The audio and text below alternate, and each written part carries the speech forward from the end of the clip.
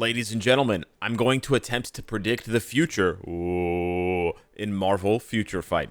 Now, we've done this before. We've speculated on how the game will progress into the future, but we haven't done one recently. But it came to my attention courtesy of Ionix over in the MFF group chat, who pointed this out. So I wanted to make a video on this. It's an interesting topic. I have some real examples to show you, and it will absolutely, I think, come in handy. Well, I can't guarantee that it will come in handy. It might come in handy. So you want to watch ahead to see what I'm talking about, okay? I'd rather than just tell you right off the rip, I want to make this into a little bit of a story, okay? So the first part of the story is they introduce new ways of obtaining power in Marvel Future Fight, right? One of the earliest examples of that is your card, right? Your cards. They go CTPs, they go artifacts, ISO 8 sets, blah, blah, blah. Swords is probably the most recent one besides emblems. And the reason why I don't focus on emblems is because we for sure know there's going to be more emblems, right? There's only 3 emblem collections right now, and they only apply to Timeline Battle, Dimension Rift farming, and World Boss. But there's so much other content. There's ABX, ABL, there's GBR, there's whatever, right? Story mode. So we know there are going to be more emblems in the future. We're not surprised by that. And obviously, we've given advice on this channel and other channels as well to hoard your emblem data and hoard your emblem enhancement kits if none of these really tickle your fancy until the one that does tickle your fancy comes along, right? But with the existing power setups, artifacts, CTPs, cards, etc., there has been a push to give us more ways to customize. We never got a second CTP slot. But we did get a second card set.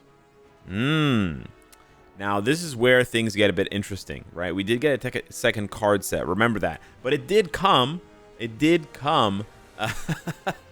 many years after premium cards were introduced. Frankly, it even came years after card crafting was introduced. Card crafting was introduced, right, where you craft the cards. This was introduced in 2020? Late 2020. I don't remember when the card deck was introduced, 2022, 2023, but we're talking 2 to 3 years later. It was not right away. It was a while after, right? It was at least a year after. So that's the first thing I want you to consider. Next thing I want you to consider is an innocuous change. An innocuous change that on the surface may seem like it was just done to sell CTPs of Liberation, right? And what am I talking about? Well, when you go into the Frost Beast or you go into Surtur, you will now see underneath their name, underneath the game mode type, which is Extreme or Legend, you will see Unique Instinct, boom, Destruction. And we go over to Surtur, same thing, Surtur, Legend, Unique Instinct, boom, Destruction. I thought one was Cruelty and one was Destruction, but whatever. They're both Destruction, or it cycles between Destruction and Cruelty. Doesn't matter. Now, on the surface, this looks like a change made to more clearly advertise the effects and the value of a CTP of Liberation. So that when you have that roll where it says increases damage dealt to all instinct, now the whales know, oh, it applies to Surtur. It applies to the Frost Beast. Sure. And, maybe there's a bit of confirmation bias or recency bias or whatever, where players who originally tested the Liberation in ABX ABL and didn't see like a noticeable score increase, now they're testing it and they are noticing it's adding like 500,000 points to my score or whatever. And that can be a lot of points, especially when you're already at 14, 15, 16 million, right? Adding 500K from there is huge. So that's the innocuous change. But what does this potentially signal? What does it potentially signal when they change and they add these instincts to particular bosses? And they may in the future add them to other bosses, right? Like we don't currently know if other bosses, like let's say World Boss Legend Plus, we don't know if they also have instincts that can be exploited to crank up your damage, right? Maybe they do, maybe they don't. Who knows? Maybe they're going to add instinct damage more clearly to things like GBR, although you can already see the instinct damage in GBR because Dormammu provides you with an instinct buff at a certain point in the battle. But anyways, I digress. So we have the existing systems. We see how they've progressed. Then we have an innocuous change. Here's what could be coming next. We already saw a second card deck. What if they're gearing up later this year, or probably not later this year, probably next year at some point, to add a second card set, or sorry, second sword set. Wow, I killed that reveal by saying cards again. And the reason why a second sword set makes a lot of sense is because of a bunch of reasons, most notably that connection to instinct. Now, with swords, I also want to point out that just because of the way that they've been marketed, it's been pretty, I would say, easy for you know, I don't even want to say whale spenders, like medium spenders. It's been pretty easy to max out or almost max out your swords. It was a pretty fast thing to max out, whereas with cards, it's a lot more expensive, and they introduce new cards that replace old cards. They don't introduce new swords. There's just 6 swords. There can only ever be 6 swords because of the way they've constructed this thing, right? Like the way that it's constructed with the element level based on each sword, they can't introduce a new sword, right? What they're going to introduce a new, different kind of psionic sword, a different purple sword. It doesn't make any sense, right? So what can they do instead? Well, they can introduce a second sword set, which is really annoying to say because it's super SE.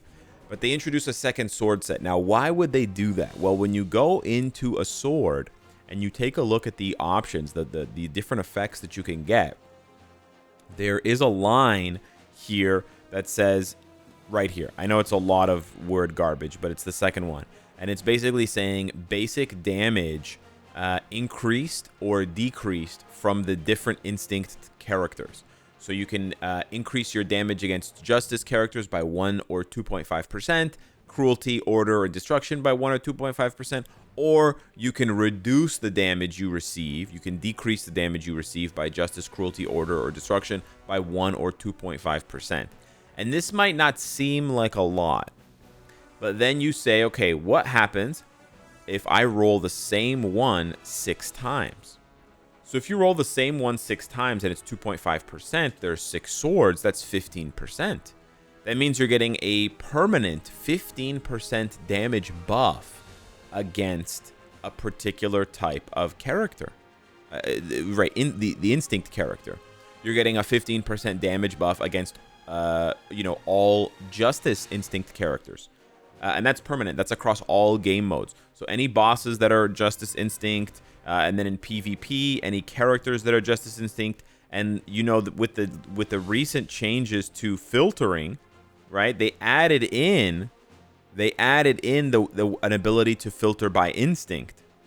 So now you can see at a glance, you're like, oh, if I were to reroll my swords and I were to get all that extra instinct damage specifically against justice characters, who am I going to be dealing more damage to? Oh, I'm going to be dealing more damage to Cap in PvP, and Sentry in PvP, and Hulk in PvP, and Ghost Rider, and Spider-Man, and Mr. Fantastic. Ooh, okay. And then maybe in PvE or PvP game modes, I'm dealing more damage to this one, and this one, and this one, whatever. Do you see where I'm going with this?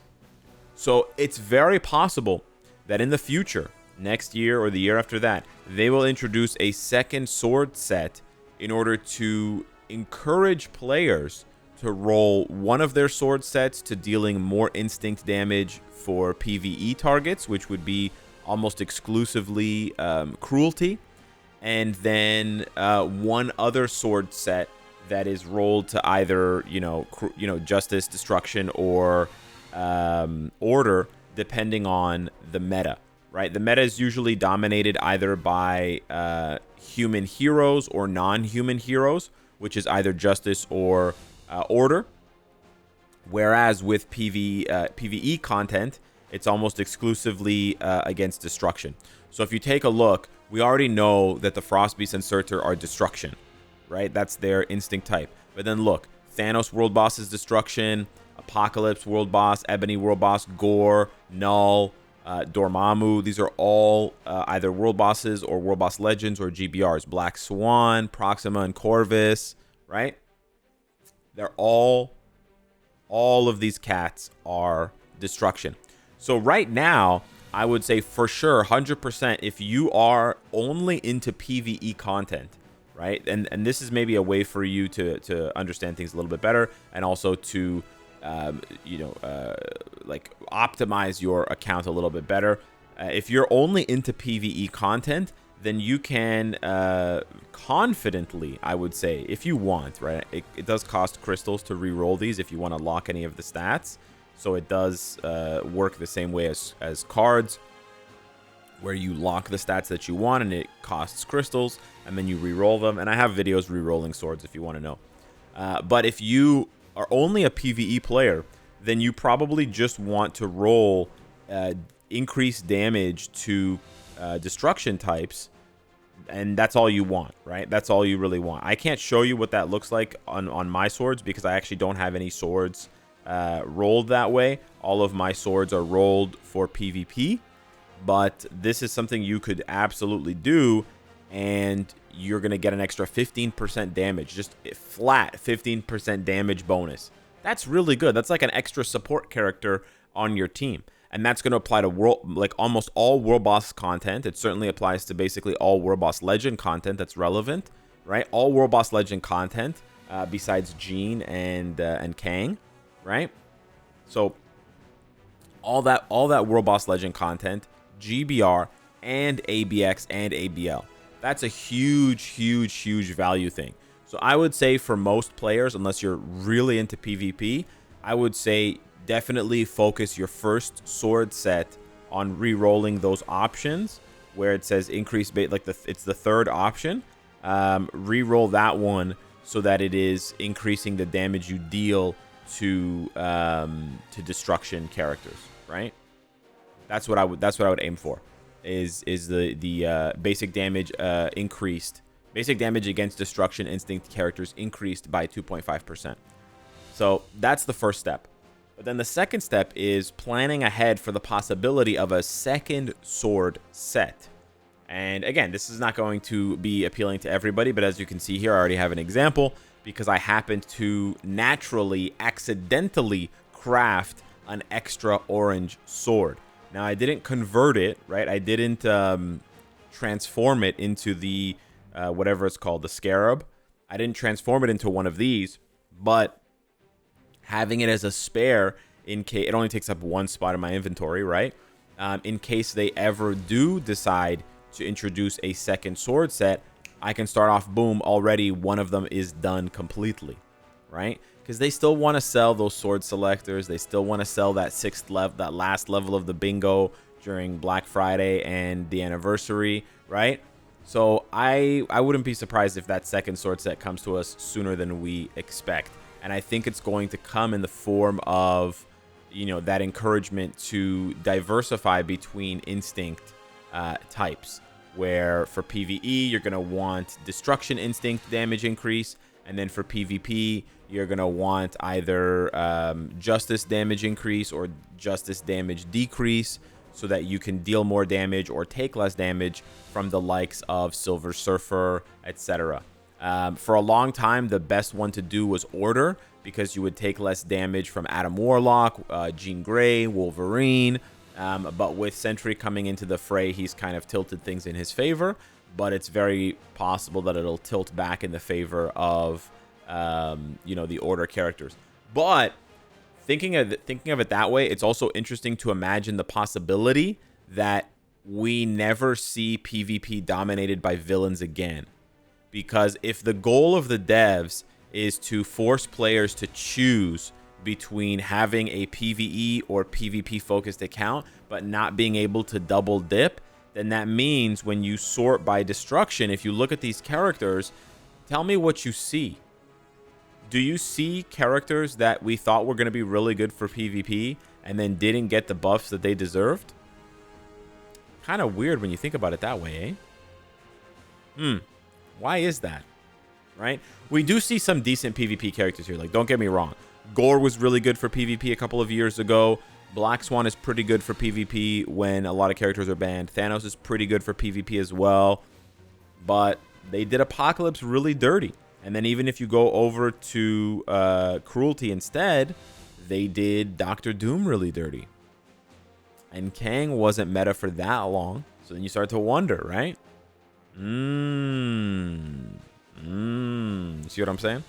Anyways, hit me up in the comments down below. Let me know what you think of this. I think it's an interesting thought experiment at the very least. And for those of you that happen to get lucky and roll an extra sword, don't dismantle it.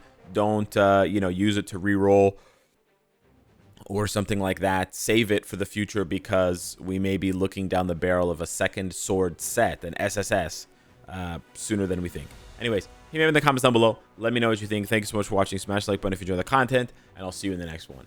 Take care.